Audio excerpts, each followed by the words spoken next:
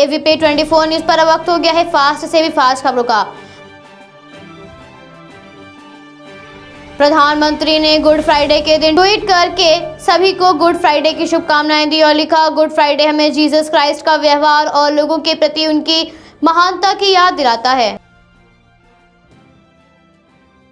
कांग्रेस नेता प्रियंका गांधी वाड्रा ने पश्चिम बंगाल विधानसभा चुनाव को लेकर चुनाव आयोग पर निशाना साधते हुए कहा, चुनाव आयोग को ध्यान देना चाहिए और सभी नेशनल पार्टियों को ईवीएम के प्रयोग का विरोध करना चाहिए।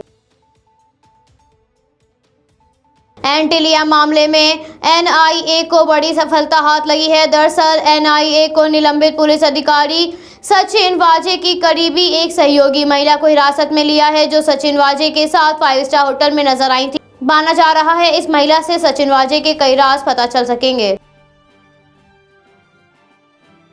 देश की राजधानी दिल्ली में लगातार तापमान का पारा बढ़ता जा रहा है, तो वहीं दिन भर धूल भरी आंधियां भी चल रही हैं और इस हवा की रफ्तार लगभग 30 किलोमीटर प्रति घंटा बताई जा रही है, जिस वजह से गर्मी बढ़ती जा रही है और धूल भरी आंधी की वजह से लोगों को परेशानियां हो रही हैं।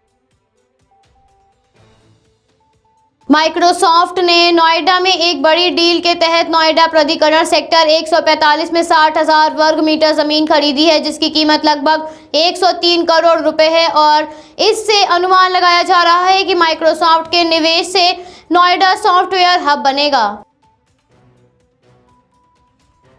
उत्तर प्रदेश के मुख्यमंत्री योगी आदित्यनाथ ने केरल सरकार पर निशाना साधते हुए ट्वीट करके लिखा, केरल में लव जिहाद जैसी प्रवृत्तियों को रोकने के लिए कोई कदम नहीं उठाए जा रहे हैं। ये यूडीएफ और एलडीएफ की मंशा को स्पष्ट करता है। ये लोग तुष्टीकरण की नीति पर चलकर येन केन प्रकरण सत्ता हासिल करना चाहते हैं।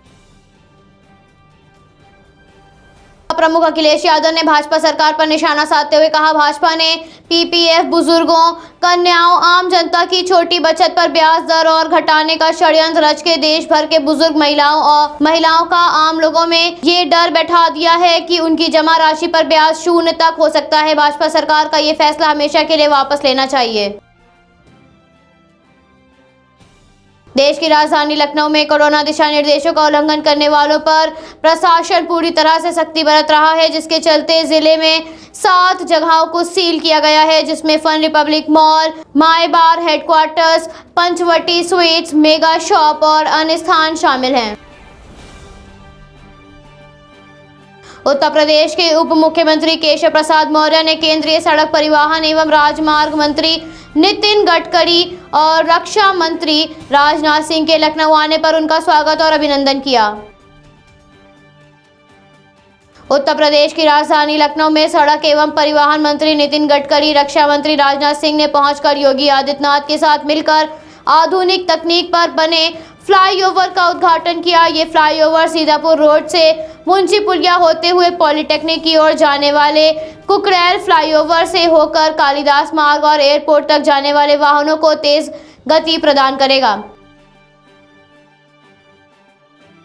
मुख्तार अंसारी की एम्बुलेंस के बाराबंकी मामले में आरटीओ की तहरीर पर श्याम संजीवनी हॉस्पिटल की मालिक डॉक्टर अलका राय पर एफआईआर दर्ज की गई है। बताया जा रहा है जिस पते पर एम्बुलेंस रजिस्टर थी, जांच में वो पता फर्जी निकला है और साथ ही एम्बुलेंस का फिटनेस भी 31 जनवरी 2017 को खत्म हो गया था, लेकिन फर्जी तरीके से एम्बुलेंस को चलाया जा रहा था, जिसके बाद डॉक्टर अलका राय पर एफआईआर दर्ज की गई है। उत्तर प्रदेश के कानपुर में जिला पंचायत चुनाव को लेकर समाजवादी पार्टी ने अपने 21 प्रत्याशियों की पहली सूची जारी कर दी है, जिसमें उन्होंने काफी नए चेहरों को मौका दिया है। अमरोहा क्षेत्र के गांव दीपपुर में लगातार कुत्तों का कहर बढ़ता जा रहा है, जिसके चलते एक के बाद एक बच्चों पर कुत्ते के हमलों की खबर सामने आ रही है। घर से बाहर निकले एक 12 साल के बच्चे पर कुत्तों के झुंड ने हमला कर दिया, बच्चे को बुरी तरह से नोच डाला, जिसके बाद लोगों में दहशत का माहौल बना हुआ है। सरकार, शासन, जिला प्रशासन, स्वास्थ्य विभाग के साथ ही राजधानी देहरादून के आम शहरियों के लिए हैरान करने वाली खबर सामने आई है। देश के विभिन्न राज्यों में फैल रहा कोरोना रेल यात्रियों के जरिए राजधानी दून में भी पहुंच रहा है, जिसके मद्देनजर रेलवे स्टेशन पर यात्रियों की जांच के लिए शासन एवं स्वास्थ्य विभाग की और टीमें तैनात की गई हैं।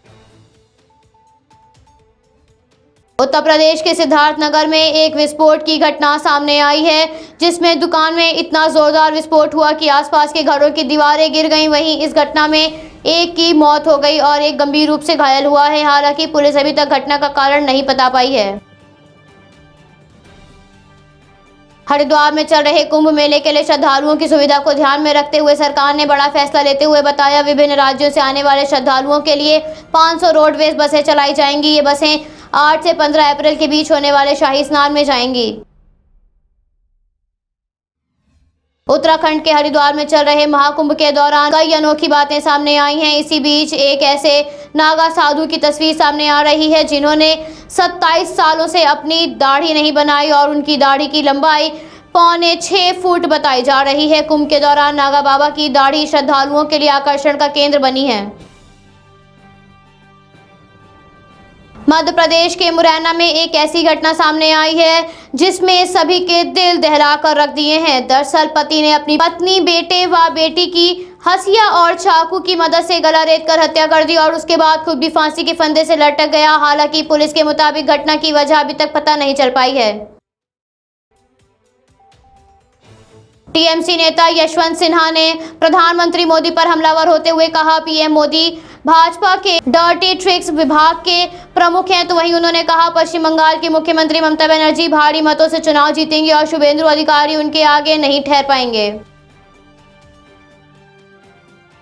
पंजाब के मोहाली के गांव फिरोजपुर में बांगर में एक बुजुर्ग चाचा ने अपनी विवाद के चलते अपने ही भतीजे के सर पर फावड़े से हमला करके उसे मौत के घाट उतार दिया। पुलिस मामले की जांच शुरू कर दी है। तमिलनाडु विधानसभा चुनाव से पहले ही डीएमके नेता सबरिसन के घर पर बड़ी मात्रा में गैस होने की जानकारी मिलने के बाद आयकर विभाग ने उनके घर, फार्म हाउस समेत अन्य ठिकानों पर छापेमारी की है। हालांकि कार्रवाई के बारे में अभी तक कोई खुलासा नहीं हुआ है। जम्मू कश्मीर के पुलवामा में सुरक्षा बलों और आतंकियों के बीच चल रही मुठभेड़ में सेना के जवानों ने 3 आतंकियों को मार गिराया। देश में एक बार फिर से कोरोना का कोहराम शुरू हो गया है, जिसके चलते बीते 24 घंटों में 81,000 से ज्यादा मामले सामने आए हैं। तो वहीं 469 मरीजों ने संक्रमण के कारण अपनी जान गंवा दी है। जहां एक और कोरोना संक्रमण के मामलों में तेजी से बढ़ोतरी हो रही है, तो वहीं दूसरी ओर टीकाकरण की रफ्तार में भी तेजी देखने को मिल रही है, जिसके चलते ही टीकाकरण के तीसरे चरण के पहले दिन 36 लाख से ज्यादा लोगों ने कोरोना का टीका लगवाया है। पूर्वी ताइवान से एक बड़े हादसे की खबर सामने आई है, जिसमें चलती ट्रेन पटरी से उतर गई, जिसमें 36 लोगों की मौत हो गई, तो वहीं 72 लोग बुरी तरह से घायल हुए हैं। Bureau report, AFP24 news, Lucknow.